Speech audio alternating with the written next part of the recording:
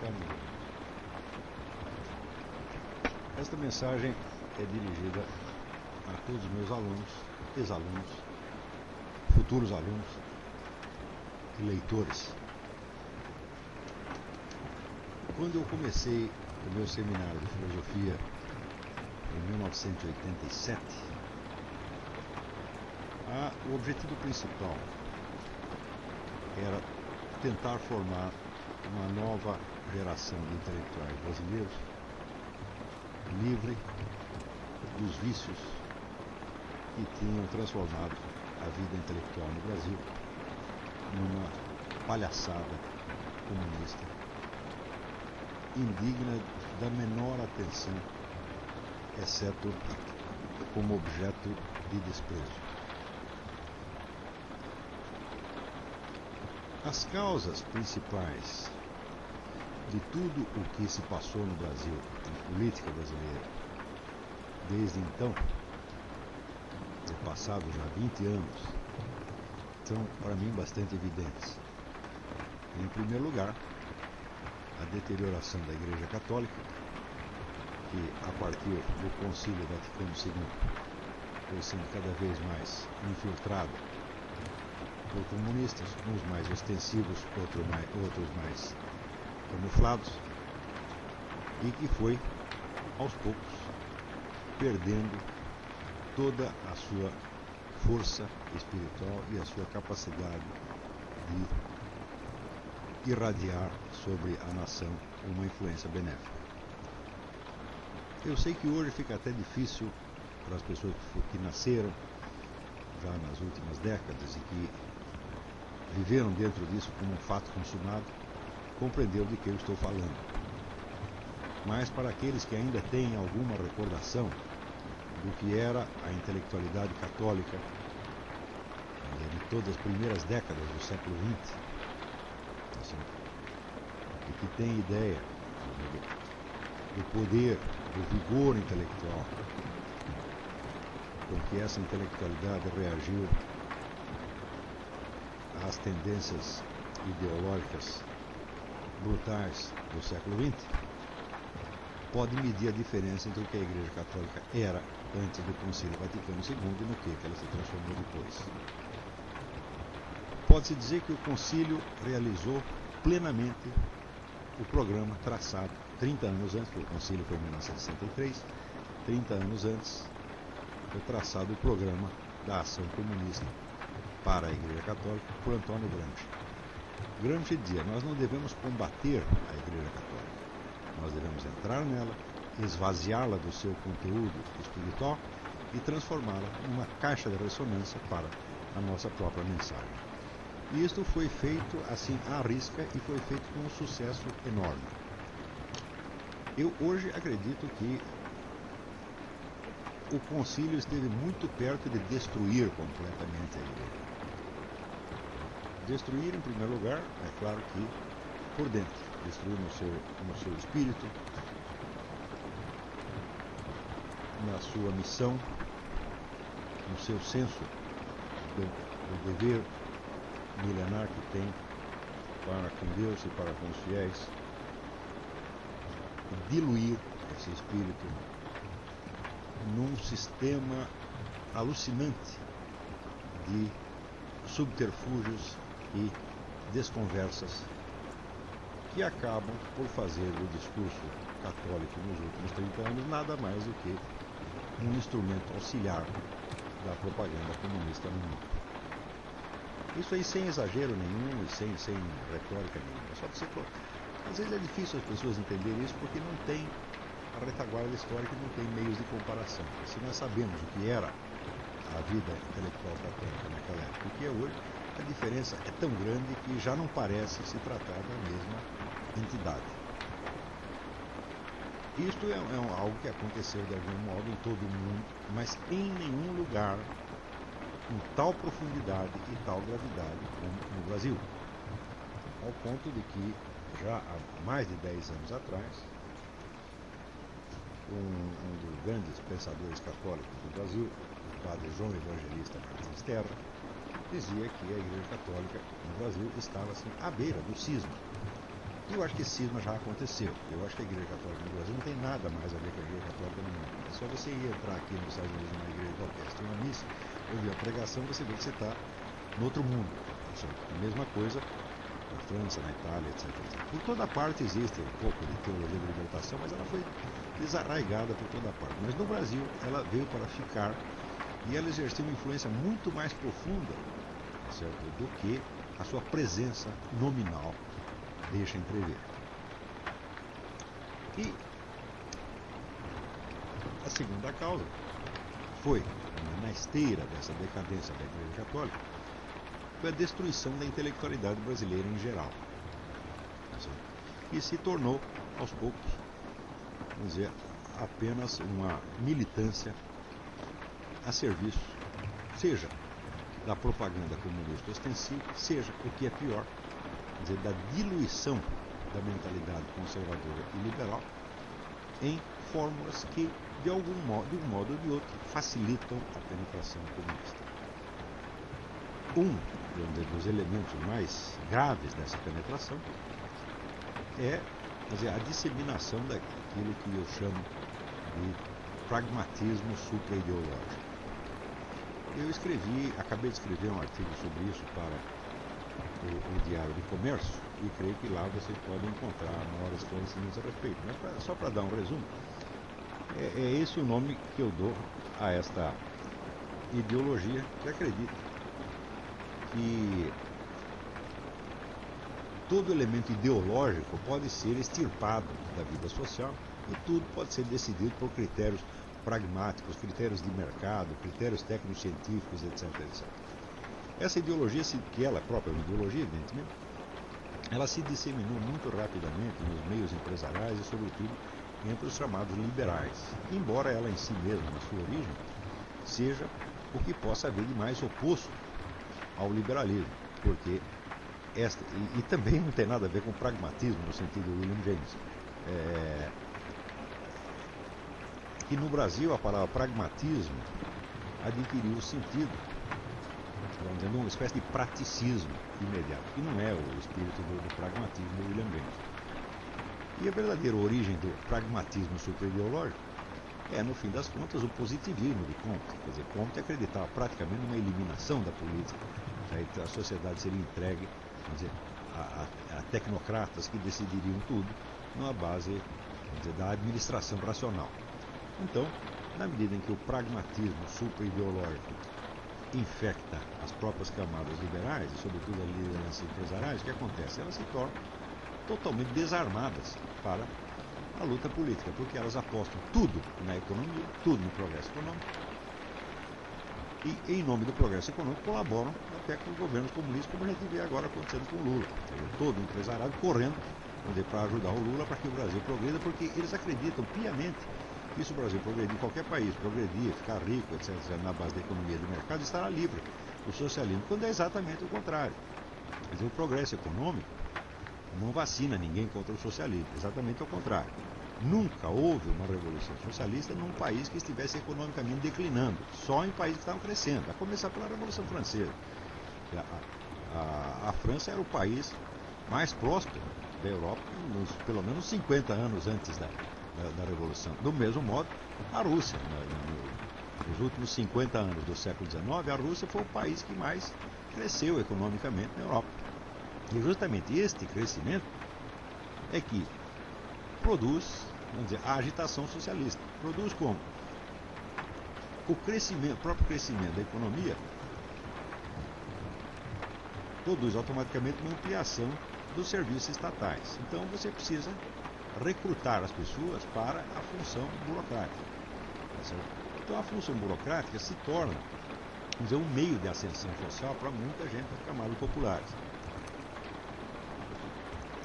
Acontece que nenhuma burocracia cresce, né, com a velocidade com que crescem as ambições aí despertadas pela promessa de emprego na burocracia. Tá certo? Então, essas ambições, o canal para realizá-las é evidentemente o ensino, a educação. Então, você tem primeiro uma ampliação relativa da burocracia estatal. Em volta você tem uma ampliação muito maior do sistema de ensino. Tá certo? E em volta do sistema de ensino você tem uma ampliação muito maior das ambições de ascensão social através da burocracia. Então, acontece que aí surge uma camada social de aspirantes à burocracia que serão frustrados no meio da sua carreira, porque nem todos daqueles que entram, vamos dizer, no ensino universitário, na educação universitária, na esperança de subir na burocracia, só uma parcela ínfima. Então você tem permanentemente um exército de pessoas relativamente educadas, semi-educadas, e muito mal educadas, que não têm uma função na sociedade. Então esses vão alimentar o quê? Vão alimentar a classe revolucionária. Eles são a classe revolucionária. Quer dizer, quando se diz que os intelectuais são a classe revolucionária, é preciso entender que a palavra intelectuais aí não quer dizer as pessoas que se dedicam realmente à atividade intelectual, mas quer dizer esta semi-intelectualidade universitária, que é produzida e jogada no mercado em quantidades cada vez maiores a cada ano, criando um exército de inúteis que, por causa do seu rudimento de educação adquirido na universidade, se acredita melhor do que o resto da sociedade e capacitado para assumir o seu comando, modificá-la, etc, etc. Esta é a raiz sociológica da classe universitária. Claro que o surgimento da mentalidade revolucionária tem outras causas, outras raízes, tá certo? Que eu mesmo tenho estudado numa série de investigações que vão compor o meu livro ou livros chamado Mentalidade Revolucionária. Mas, sociologicamente, a explicação é mais ou menos esta. É o fenômeno que eu denomino a burocracia virtual. Então, eu acho que não existe país onde a burocracia virtual tenha crescido mais do que no Brasil. Eu me lembro que, ainda no tempo do regime militar, havia o fenômeno dos chamados excedentes. Excedentes eram os alunos que faziam vestibular e que passavam no vestibular, mas que não tinha vaga para eles na universidade. O governo militar, esperto como ele só, achou que devia abrir uma universidade em cada esquina e satisfazer a demanda desse pessoal por educação. Na verdade, não é educação, que era apenas um diploma para poder penetrar no funcionalismo público. Uma pesquisa recente mostrou que menos de 2% dos universitários brasileiros aspiram a tornar-se empresários. Todos querem emprego, 98% querem emprego. E desses 98%, certamente a maioria quer emprego ou na burocracia estatal ou na própria universidade. Portanto, a universidade brasileira é essencialmente uma formadora de burocratas. Não é a formadora da classe dominante no sentido capitalista, como dizem os marxistas. É eles mesmos. Essa é a coisa mais incrível do mundo, porque o próprio professor marxista que trabalha na universidade, que está dentro da burocracia, que está vivenciando aquela situação sociológica que ele deveria ser capaz de identificar, ele mesmo diz que a universidade existe para formar a classe dominante capitalista. Quer dizer, a situação existencial dele desmente o que ele está dizendo. A universidade no Brasil existe para formar a burocracia e, sobretudo, para formar a burocracia virtual, isto é, a militância.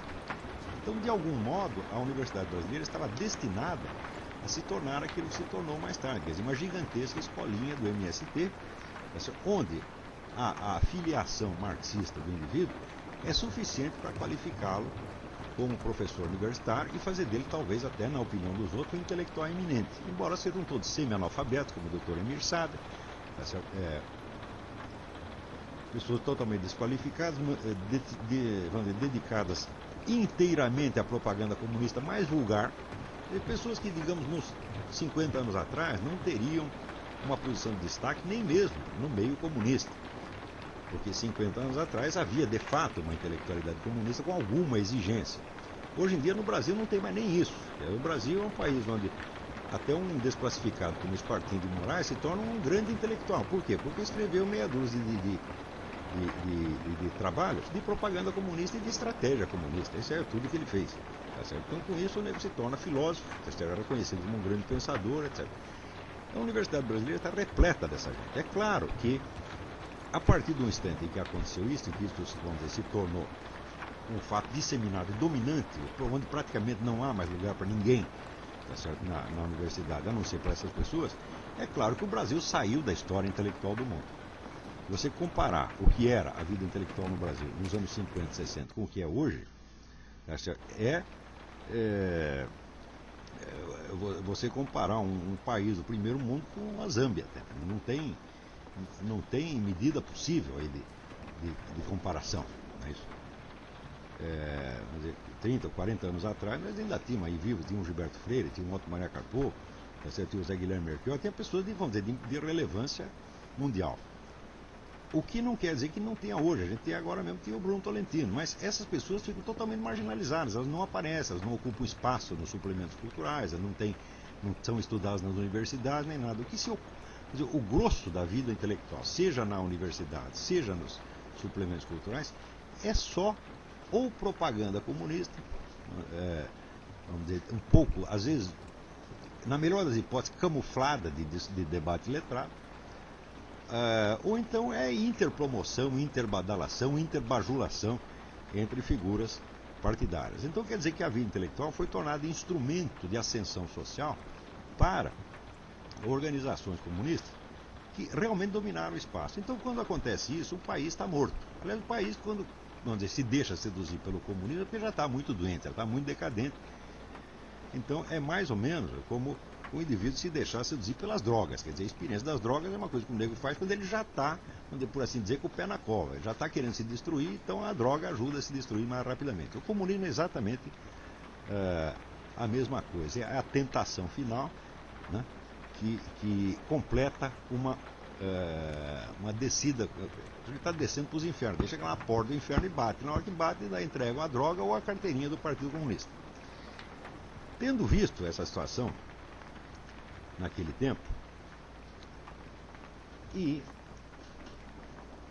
tendo claramente uma certa antevisão do que viria nas décadas seguintes, e graças a Deus eu fui dotado com essa capacidade de fazer prognósticos históricos relativamente certos, não por adivinhação, nem por dons proféticos, mas por análise histórica muito bem fundamentada. Então naquela época eu já tinha mais ou menos percebido o que vinha por aí.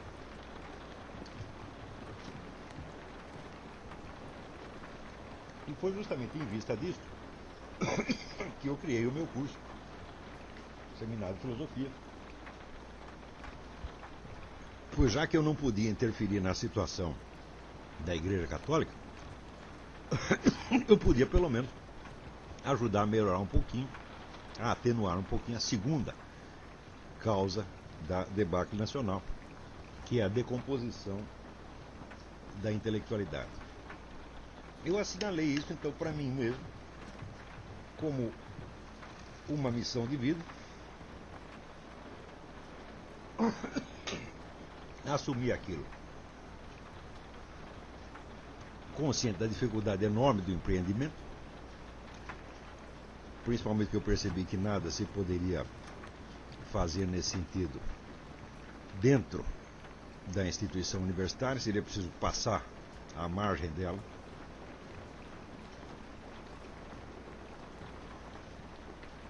E de certo modo vencê-la e subjugá-la pela qualidade da nossa produção, pela qualidade do nosso trabalho.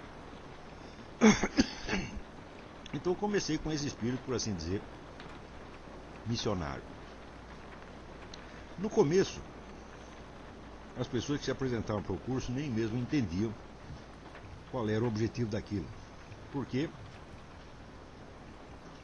a vida cultural brasileira tinha se tornado tão decadente, tão burocratizada, que as pessoas só entendiam a atividade intelectual ou como show business, ou como atividade profissional universitária. Eles não entendiam, quer dizer, a busca de conhecimento, tá certo? Ou a aquisição de cultura como uma atividade que existe em si mesma e que na verdade é o centro inspirador de tudo isso. Então a vida cultural, a vida intelectual passou a ser uma função ou da mídia ou da universidade, em vez de ser, ao contrário, como sempre tinha sido, ela mesma a inspiradora dessas duas instituições e o motivo para a existência delas. Então aí chegou-se à alienação total, quer dizer, aquela inspiração, aquele desejo, aquele objetivo, né, em vista do qual são criadas as instituições, são criados os meios, acaba sendo sufocado por essas instituições e por esses meios que se tornam eles próprios os fins. Mas aos poucos eu fui conseguindo transmitir às pessoas uma noção da vitalidade e da força da própria ideia de vida intelectual. Um livro que me inspirou nesta época foi o livro do padre Antonin Sertignan, que se chama La Vie Intellectuelle, a vida intelectual. Esse livro praticamente decidiu a minha vida, certo? Muitos anos antes disso. E o livro foi das obras que me inspiraram para montar o seminário de filosofia. A ideia central do seminário, da estratégia dele, era tentar mostrar às pessoas a vida intelectual não como uma ocupação social ou profissional, muito menos como um hobby, tá certo? Mas como um estilo de ser, como uma maneira de viver e como um corpo de valores que deve orientar a construção da sua personalidade. Então o curso não se destinava, vamos dizer, a abrir carreiras para as pessoas, tá certo? E nem mesmo a habilitá-las para determinadas atividades concretas, seja no meio universitário, seja na mídia, seja no show business, etc, etc. A atividade principal era a autoformação da personalidade, usando como instrumento essencial a busca do conhecimento e a ampliação da cultura pessoal e a qualificação do indivíduo para as tarefas científicas, filosóficas e artísticas superiores, consideradas independentemente da estrutura social e econômica na qual iriam se apoiar. Em suma, a ideia era fazer intelectuais, pensadores, artistas de altíssimo nível. Mais ou menos do estilo que existia, por exemplo, no Brasil nos anos 30. Para vocês terem uma ideia de como era isto, o que era ser um escritor no Brasil nos anos 30. Eu vou lhes dar um exemplo. O exemplo é, por exemplo, o meu falecido amigo Herberto Salles. O Herberto Salles era um sujeito do interior da Bahia, comerciante do interior da Bahia, que ficou durante anos e anos a fio estudando a obra dos grandes ficcionistas, Stendhal, Balzac, Dickens, adestrando-se no uso da língua portuguesa e coletando a linguagem da zona de mineração que existia na Bahia. A Bahia era uma zona importante de mineração. E ele visitava frequentemente ali essas minas, conversava com os mineiros e ia anotando todo o vocabulário específico daquela região. Isso foi anos e anos e anos de trabalho.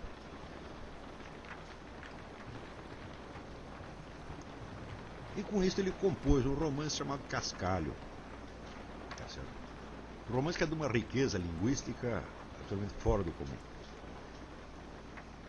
E então ele mandou um exemplar daquilo para o Aurélio Buarque de Holanda, no Rio de Janeiro.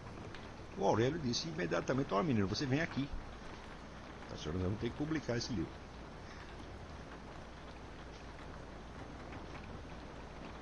Um episódio semelhante, um trajeto semelhante aconteceu com o grande romancista brasileiro, Graciliano Ramos.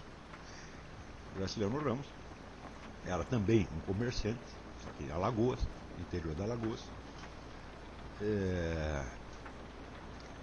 E era uma pessoa tinha boa reputação na região, chegou a ser prefeito de uma cidadezinha, Palmeira dos Índios. E ele, cada fim de ano, ele fazia um relatório para a Câmara de Vereadores. Por uma coincidência, 2 desses relatórios chegaram ao conhecimento do poeta Augusto Frederico Schmidt, no Rio de Janeiro, o qual era também um empresário e editor. E o Schmidt leu aquilo e falou: esse sujeito é um escritor, isso aqui está muito bem escrito, está bem escrito demais. Tá certo? Quer dizer, é claro que esse camarada é um escritor no sentido eminente do termo, então ele deve ter um romance na gaveta. Tá certo? Eu conto esses dois episódios para vocês verem como os intelectuais de grande reputação na capital do país, que era o Rio de Janeiro, eles estavam atentos para a descoberta de talentos no Brasil. Isso por um lado. Por outro lado, você vê que naquela época o escritor não era o sujeito que publicava livros. Publicar livro qualquer um pode fazer. O escritor era um indivíduo que se adestrava no domínio da arte e que tentava ser o melhor possível, mesmo que ninguém jamais o conhecesse e mesmo que nenhum de seus livros jamais viesse a ser publicado. Portanto, a atividade de escritor tinha um certo sentido até sacerdotal, era uma verdadeira dedicação. Tá certo? Então,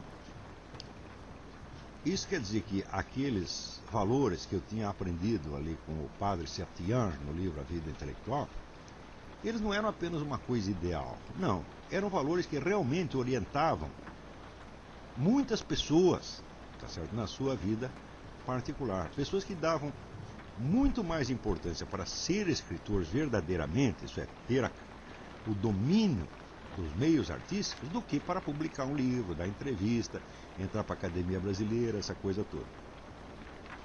Hoje, esta dedicação à arte da escrita simplesmente não existe mais, as pessoas não sabem o que é isto.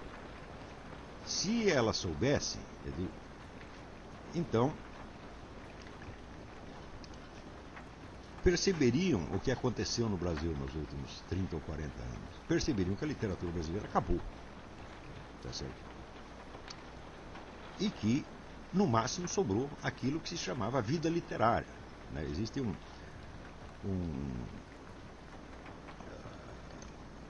contraste entre o que é a literatura enquanto tal, quer dizer, a arte, e a vida literária, quer dizer, a vida das editoras, das academias, né?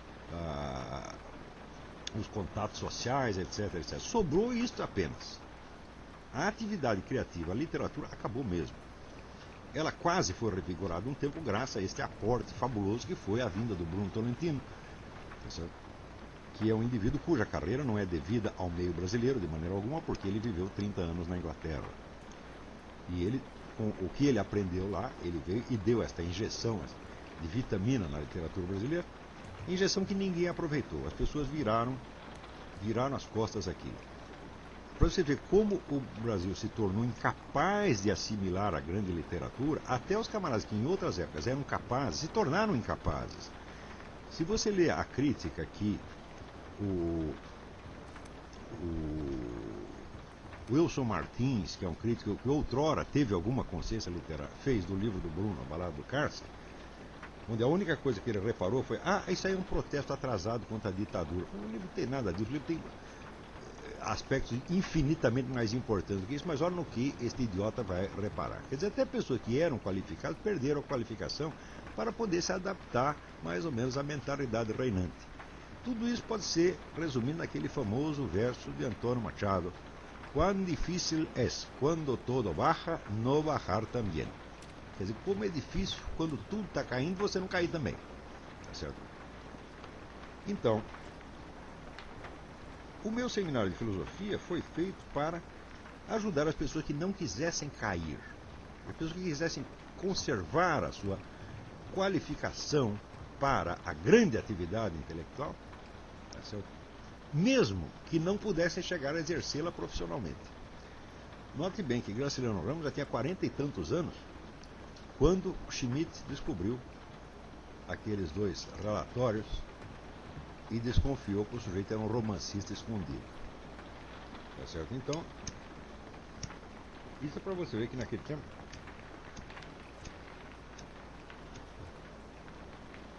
o escritor sabia que era mais importante ele ter efetivamente o domínio da arte do que ele publicar livros, né, brilhar nos círculos literários, etc. Hoje ninguém mais sabe disso.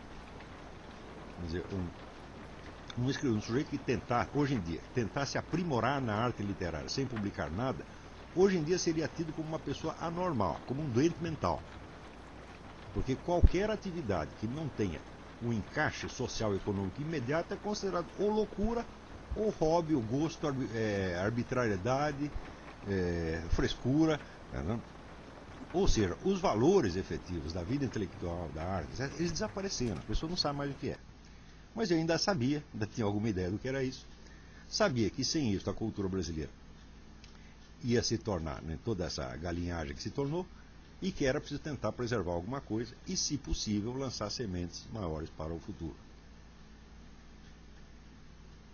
O objetivo inicial, claro, não era de ordem política, era de ordem cultural, quer dizer, preservar certas possibilidades humanas que estavam sendo esfareladas rapidamente pelo desenvolvimento da situação.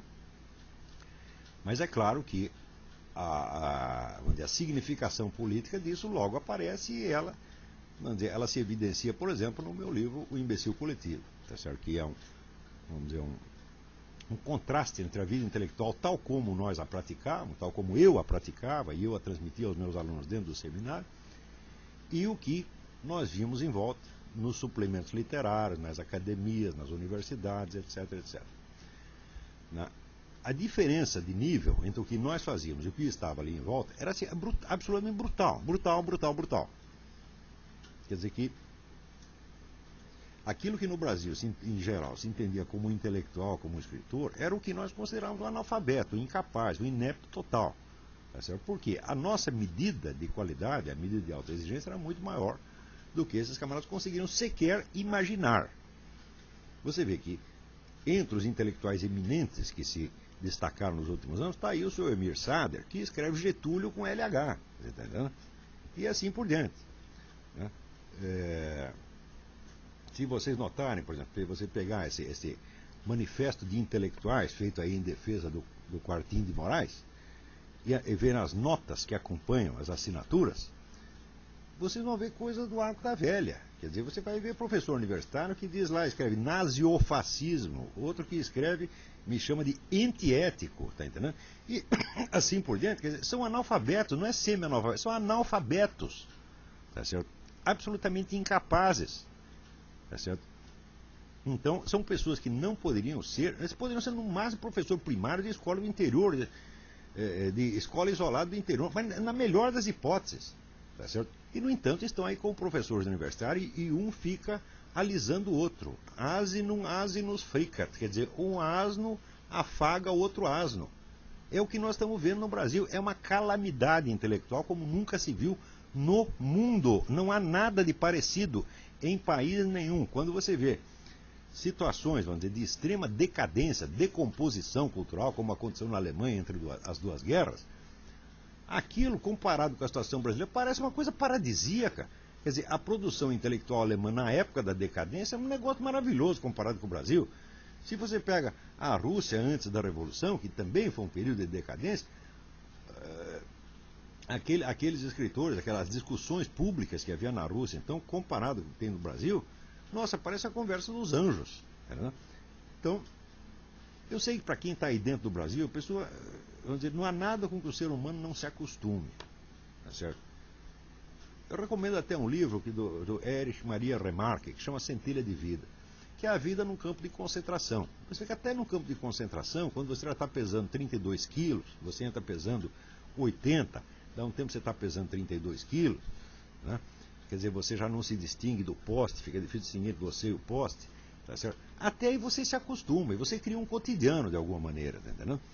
Um cotidiano, uma linguagem, hábitos, etc, etc. E se baixasse para 21 quilos, também você ia se habituando até morrer, tá entendendo? Então o ser humano se acostuma com as piores coisas. Quer dizer, se ele se acostuma com a semivida, com aquela centelha de vida que fala o Remarque, tá? Só sobra aquela centelhazinha, o sujeito já está semi-morto. Se o sujeito acostuma até com isso, por que não vai acostumar com uma degradação intelectual, tá certo? Que coloca o brasileiro num nível quase animal hoje em dia, tá certo? A pessoa não só se acostuma quando ela não repara mais nada de anormal, tá certo? A não ser em duas hipóteses. Ou que ela tenha a recordação clara de uma etapa anterior, de que ela tenha absorvido esta etapa anterior, porque tem gente aí que está com 70, 80 anos, como Emir Sader e outros, e não absorveram nada, tá certo? Ou seja, nessas duas hipóteses, ou você absorveu a etapa anterior, ou você tem um contato permanente com fontes de produção cultural no exterior, com as quais você possa comparar. Então, você chegando aqui nos Estados Unidos, por exemplo, você ver a quantidade de revistas culturais de altíssimo nível que tem aqui. É uma coisa com que o Brasil não pode nem sonhar. O brasileiro não consegue imaginar aquilo nem quantitativamente. Agora, acompanhar os debates, no Brasil, acompanhar os debates intelectuais dos Estados Unidos é impossível. Se você pega os nossos suplementos literários, suplementos culturais, dirigidos por pessoas que são, então, onde são os donos da circulação das ideias, tá certo? Ou os debates na universidade, então, vamos dizer, são os outros acionistas majoritários da cultura brasileira, todas as pessoas são incapazes de acompanhar a circulação das ideias aqui, incapazes de acompanhar até quantitativamente, ou seja, incapazes de ter uma ideia formar uma ideia do volume. Não é isso? Então, como o nível de inteligência, de consciência da igreja e da intelectualidade baixou a esse ponto, você imagina quanto baixou a dos outros. Então, eu que dou aula já, comecei a dar aula antes do seminário de filosofia, muito antes, eu tenho aproximadamente uns 30 anos de prática de dar aula. Eu vejo a inteligência das pessoas baixar dia a dia. Eu vejo que as explicações mais simples criam dificuldade para as pessoas. Eu não consigo explicar mais nenhum conceito, por mais elementar que seja, que as pessoas não façam imediatamente milhares de confusões. E as confusões se expressam, sobretudo, em objeções mal feitas. Quer dizer, quanto menos o indivíduo entende, mais ele quer discutir. Porque é uma fatalidade da mente humana que ela funcione dialeticamente, quer dizer, ela funcione por pares de opostos. Tá certo? Então, dada uma ideia, você automaticamente pensa a ideia contrária. Tá certo? Geralmente, esta dialetização das ideias é feita dentro da sua mente e você logo chega a uma conclusão. Mas quando para, quer dizer, o sujeito deu uma ideia aqui, né? Normalmente, deu uma ideia, você cria uma ideia oposta, depois você cria uma ideia oposta a esta, e outra, você forma um sistema dialético, isso é quase instintivo no ser humano. Quando esta coisa para, então acontece o seguinte, você dá uma ideia aqui, o nego pensa imediatamente uma ideia contrária e aí paralisa. E daí ele pega essa ideia contrária e apresenta para você como se fosse uma objeção, quando não é uma objeção, é apenas uma dificuldade mental dele. Tá certo? E é por isso mesmo que as pessoas que menos entendem são as que mais querem discutir. Por quê? Elas querem discutir porque não são capazes de pensar. Então alguém precisa pensar em voz alta para elas. Tá certo? Então, o número de discussões, o número de opiniões em circulação aumenta. Tá certo? Na proporção inversa da capacidade que as pessoas têm para discutir. E o Brasil é isso, é hoje. Quer dizer, é uma espécie de um galinheiro imenso, onde está milhões de galinhas cacarejando. Né? Nada do que se fala tem valor, nada do que se fala tem sentido. E, de fato, no meio brasileiro, um ensino tal como eu havia planejado no início para o seminário de filosofia se tornou praticamente inviável. Esse é um dos motivos da minha vinda aqui para os Estados Unidos.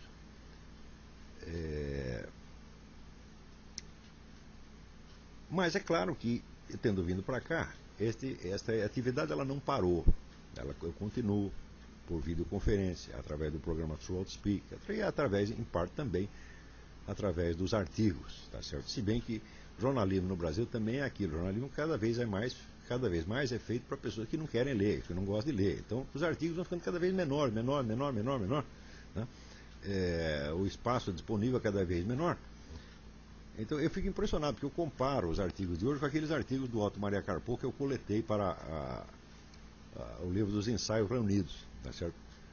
Um artigo daquele tamanho hoje seria impossível sair em qualquer jornal brasileiro. Os jornais aumentaram formidavelmente de tamanho, mas a extensão do texto vai diminuindo. Quer dizer, tem cada vez mais papel e menos texto, e, portanto, menos conteúdo, menos ideia. Note bem que num artigo de 1,5 você pode emitir uma opinião, mas você não pode argumentar em favor dela. Quer dizer, o enunciado da opinião já leva 1,5. Então você não pode raciocinar, você não pode dialetizar, você não pode trazer os prós e contras. Você tem apenas que dar a opinião pronta, sem justificação. Tá certo? Eu tento, vamos dizer, quase que por artes mágicas, comprimir um rudimento, pelo menos, de argumentação ali dentro, com maior ou menor sucesso. Mas, em geral, as pessoas nem mesmo argumentam. Elas dizem, eu acho isso e está acabado. Entendeu? E é o que o espaço permite. Muito bem.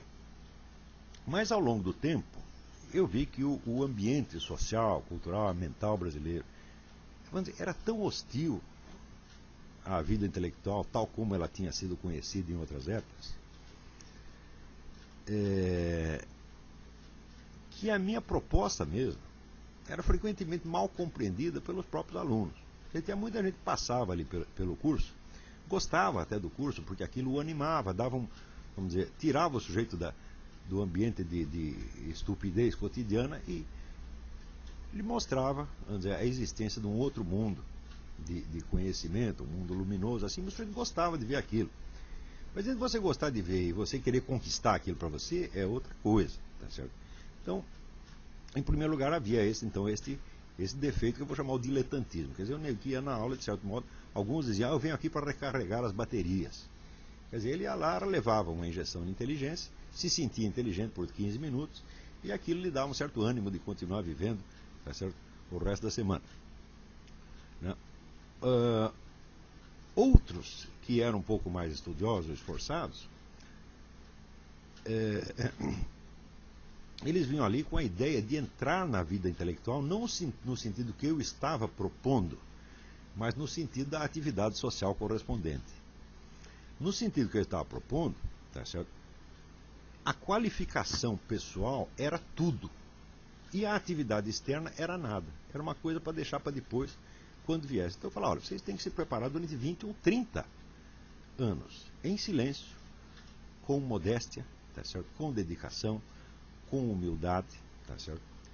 E depois, quando vocês forem homens maduros, como era Graciliano Ramos, ao estrear com o seu primeiro livro, Caetés, que aliás nem era muito bom livro, depois é que ele foi acertar. Ou como eu mesmo fiz, porque eu estreiei em livro aos 48 anos, mais tarde ainda que o Graciliano, tá certo? O Graciliano e o Jorge Bernanos eram consideradas estreias muito tardias, porque eram 43, 42, 43 anos. Eu fui mais tardio, então fui 48. Tá certo? Mas no Brasil era preciso fazer isso. Quer dizer, a situação era tão calamitosa que era necessário formar pessoas que tivessem uma grande força interior, tá certo? Uma grande dedicação aos valores supremos da vida intelectual, da vida espiritual, etc. Daqui a pouco eu esclareço mais a ligação entre vida intelectual e vida espiritual. Acontece que os negros lá estudavam 1 ano, 2 anos, já que começavam a querer escrever na mídia, aparecer, dar palpite, etc. Quer dizer, dispersavam. Eu chamava isso de ejaculação precoce. Tá certo? O que esse pessoal todo produziu? Nada que preste. Quer dizer, foram lá buscar 2 minutos de fama. Eu falei, mas não é nada disso que eu estava propondo. Eu estava propondo uma longa formação, tá certo? Um longo trabalho discreto, silencioso, humilde, como aquele que eu mesmo fiz, tá certo? Porque eu não comecei a dar palpite em público antes dos 40 e tantos anos, tá certo? Eu me preparei longamente para isso. Eu queria que a pessoa fizesse a mesma coisa. Fizesse o que fez o Herberto Salles, que fez o Graciliano Ramos e o que eu mesmo estava fazendo.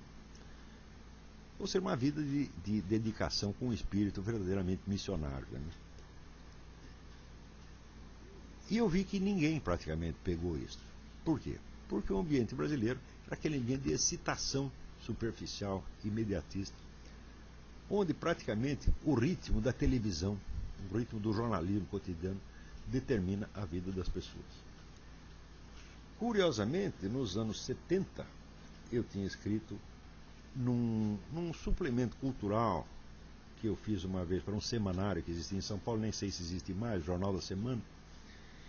Eu escrevi um artigo que se chamava Imprensa e Cultura, e que eu dizia que, pelo menos no Brasil, estava bastante claro, vamos dizer, que a existência de uma cultura independente da mídia estava com os dias contados. Quer dizer, a mídia, o jornalismo cotidiano e o show business iriam engolir totalmente as manifestações culturais, de maneira que as pessoas não chegariam nem mesmo a conceber o que é cultura fora das atividades aí desenvolvidas.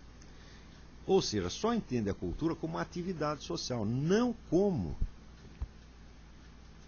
posse, tá certo, de certas qualidades por um indivíduo. Não como cultura de si próprias, não como aprendizado e autoqualificação. Tá certo? Então, o sentido mesmo do que é ser um homem culto havia desaparecido completamente. Havia somente as atividades culturais e não mais pessoas cultas. Ou seja, tudo tinha se transformado apenas em simulacro, em esteroidade. Era um mundo de papelão. E justamente para impedir que tudo se transformasse em coisa de papelão é que eu inventei este seminário.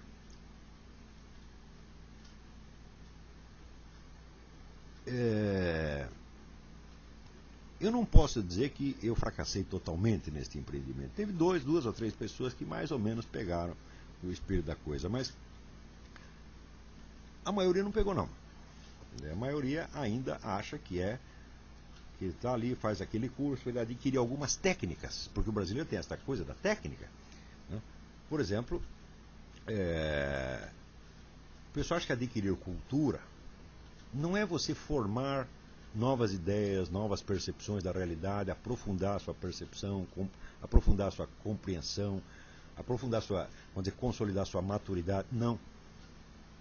Adquirir cultura é adquirir técnicas para você expressar a visão do mundo que você já tem.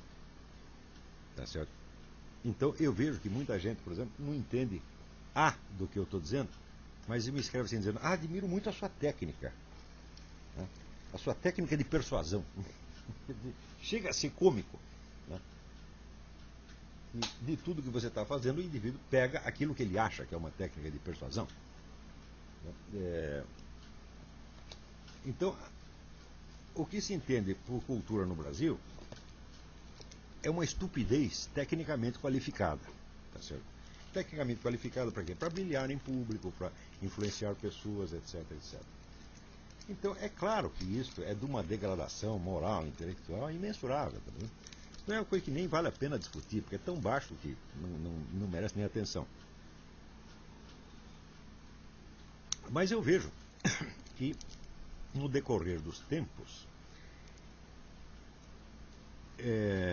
este projeto ele acabou resultando em alguma interferência política que eu acabei tendo nas discussões públicas. Por quê? Porque junto com o reino da estupidez veio a ascensão de toda esta camada revolucionária, que toda hora você vê gente dizendo: no Brasil tem 60 milhões de pessoas morrendo de fome. Não tem ninguém morrendo de fome, não. Isso é ridículo, né? Pessoas que acreditam: os americanos estão invadindo a Amazônia. Não tem nenhum americano invadindo a Amazônia. É pessoa que vive num mundo de mitologia caipira, tá entendendo? Quer dizer, aquela coisa que, noticinha que passou a circular numa cidade interior, que todo mundo acredita ali, que as pessoas repetem isso como se fosse uma verdade de evangelho. Isso se tornou no Brasil matéria de ensino universitário, meu Deus do céu. O número de pessoas que acreditam nisso é assombroso. Não é isso? Então,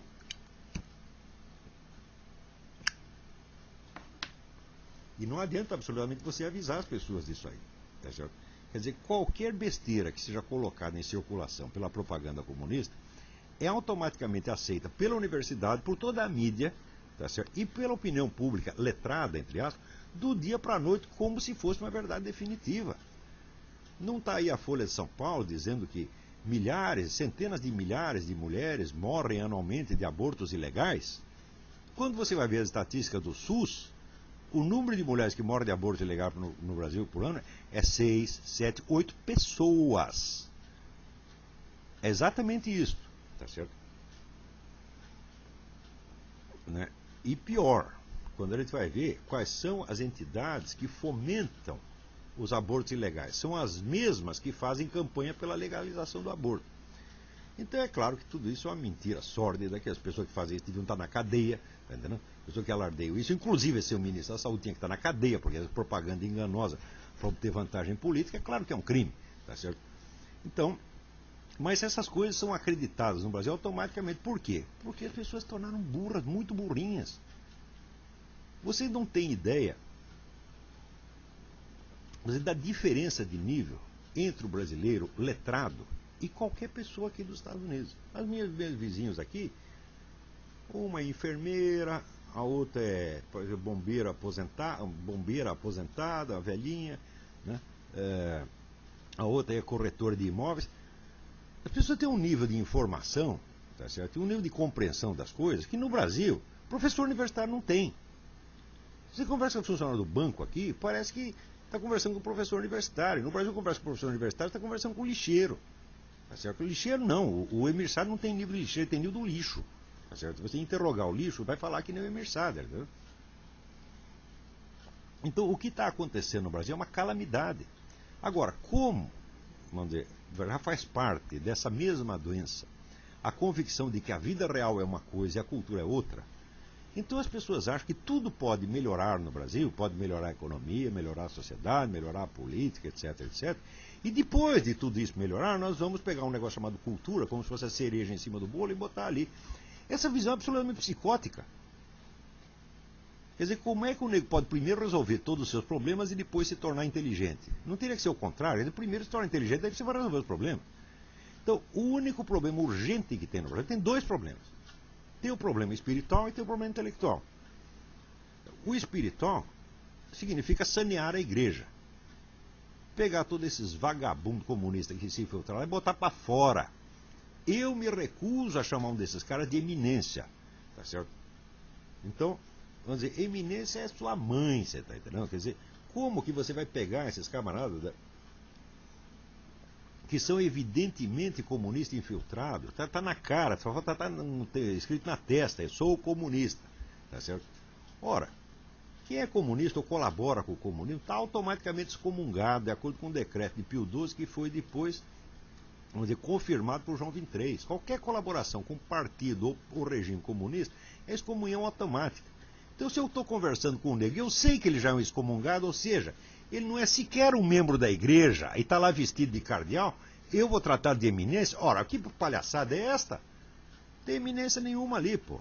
Agora, pela situação da igreja, eu posso fazer pouca coisa, tá certo? Eu não tenho qualificação nenhuma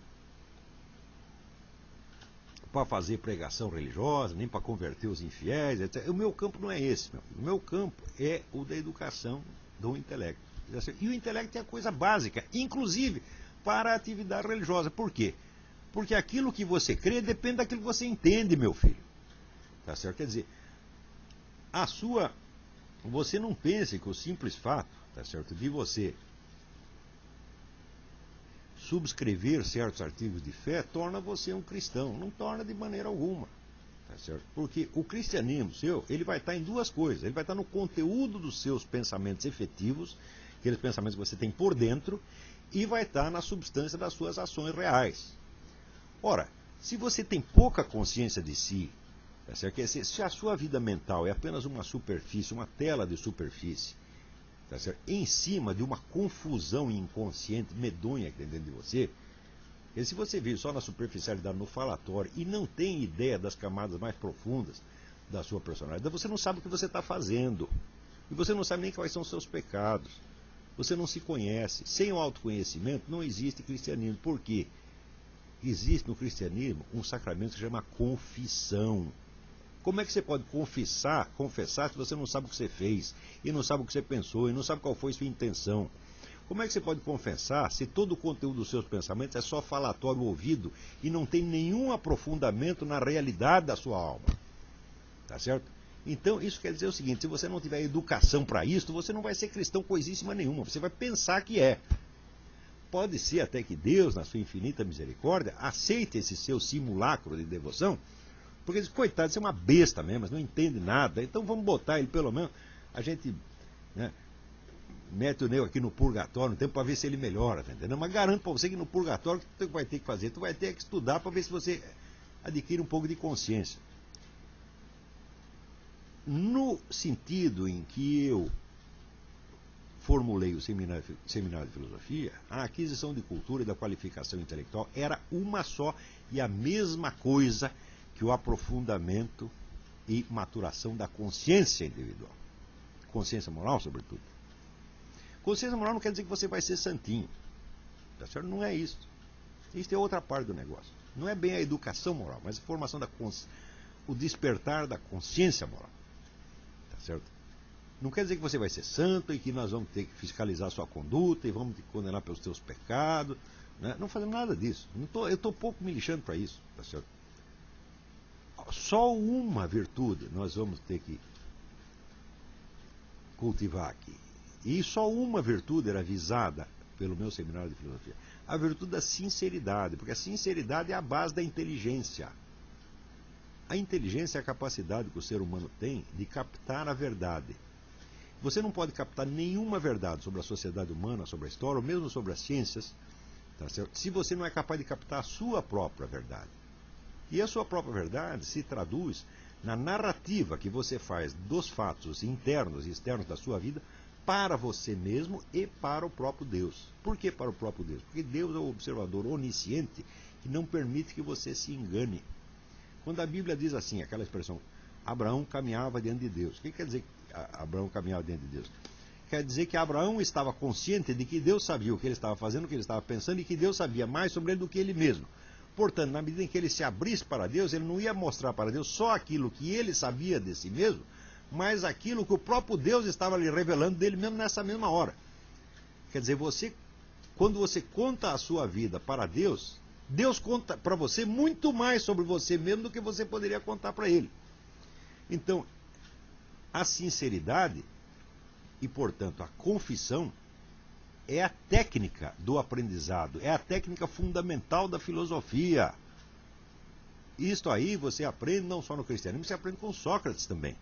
Então, fazer da prática da sinceridade interior a base da autoeducação, esta era a norma central era e é a norma central do seminário de filosofia.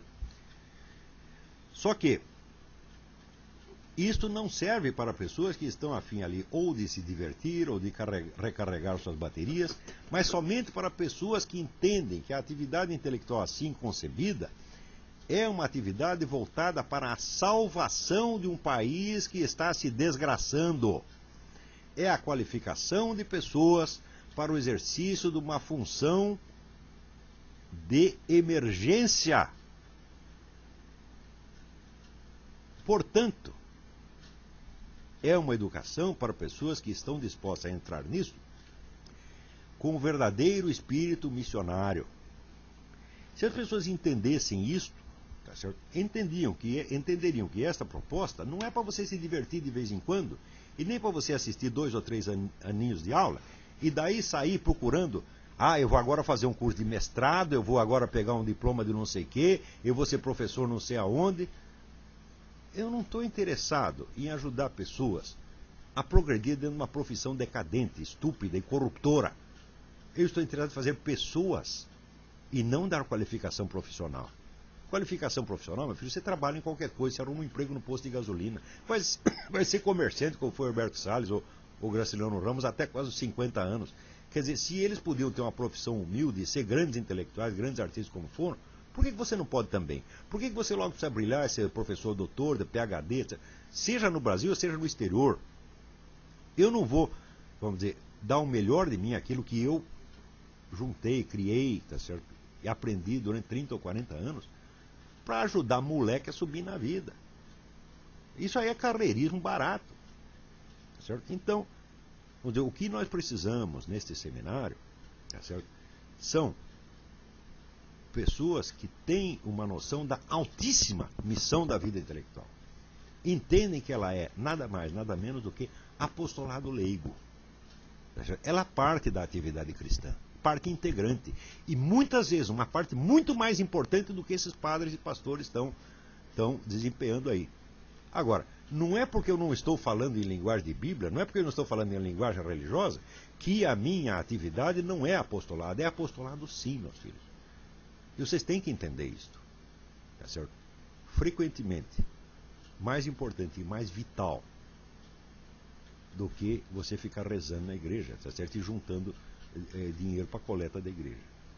Eu sei o seguinte, quando você vai e dá dinheiro para o pastor, você acha que você está contribuindo para a causa de Deus. Agora, se você vem aqui e paga uma mensalidade deste curso, ou faz uma contribuição qualquer, você diz o quê? Estou ajudando o Olavo. Ajudando o Olavo é a mãe. Vamos parar com esta brincadeira. Isso é de uma incompreensão absolutamente vergonhosa. Tá certo? Eu não preciso da sua ajuda, não, meu filho. Eu escrevo meus artigos, eu ganho meu dinheiro como profissional de imprensa e não preciso da sua ajuda. O que é preciso é juntar força, juntar pessoas e recursos para ampliar este trabalho, para que isto possa exercer o seu papel benéfico, a sua influência benéfica sobre a maior extensão que nós possamos alcançar. Tá certo? A salvação deste país depende muito mais desta atividade, tá certo? Do que da atividade formalmente religiosa que muitos estão desempenhando. Porque toda esta atividade, se não for calçada, tá certo, no desenvolvimento da verdadeira consciência pessoal, tá certo, a qual só se desenvolve com muito esforço intelectual, ela vai ser nada, tá certo? Então é por isso que eu estou lhes passando esta mensagem. Eu aqui, tá certo, eu não estou aqui para ajudar a menininha a subir na vida e nem para divertir filhinho de burguês. A minha proposta é para pessoas que têm o espírito missionário e que queiram dar a sua vida para esta missão, que é tão importante quanto a de socorrer os doentes ou pregar a letra do Evangelho. Porque aqui nós estamos fazendo algo mais do que pregar a letra. Frequentemente nós não nos referimos ao Evangelho aqui. Frequentemente nós usamos uma linguagem que não parece nada com a da religião. Só que é o seguinte, aqui nós estamos praticando a arte da verdadeira descoberta de si e da verdadeira confissão. Este é o espírito da filosofia, sobretudo da filosofia cristã. Tá certo? E sem isto, você não é absolutamente nada. Se vocês querem se inspirar, leiam os pensamentos de Pascal e as Confissões de Santo Agostinho. São livros básicos da filosofia. E ali você vai... Ou então os diálogos de Sócrates. E você vai entender que a sinceridade, quer dizer, a capacidade de você declarar o que realmente você sabe, o que realmente você está percebendo, que não é uma capacidade fácil, tá certo? E você conseguir raciocinar a partir da realidade e não de palavras ouvidas, essa é a base da filosofia. E isto não é uma coisa que se aprenda como disciplina escolar. Isto é uma disciplina de vida. Isto é uma norma moral. Aqueles que não estão interessados em aprender isso, eu não estou interessado em ensinar nada para vocês. Eu preciso de pessoas que queiram se dedicar ao cultivo desta virtude, que é essencial. Porque, note bem, qual é o primeiro mandamento? Amar a Deus sobre todas as coisas. Tá certo? Bom, você nunca vai conhecer Deus na sua totalidade, nem na sua essência. Você tem algumas qualidades divinas. Mas a primeira dessas qualidades é que Deus é a verdade. Aquele que não tem amor à verdade, não tem amor nenhum a Deus. Mas nós amamos a verdade, mas nós não a conhecemos.